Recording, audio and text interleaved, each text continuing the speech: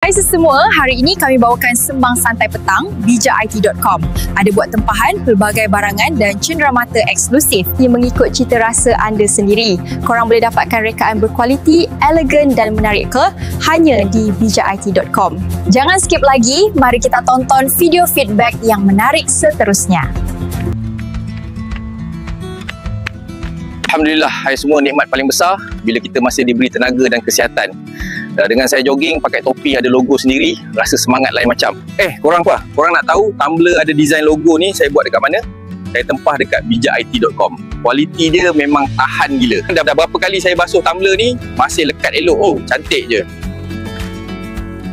Jadi korang, jomlah tempah custom barangan dan cenderamata korang dekat bijakit, memang terbaik.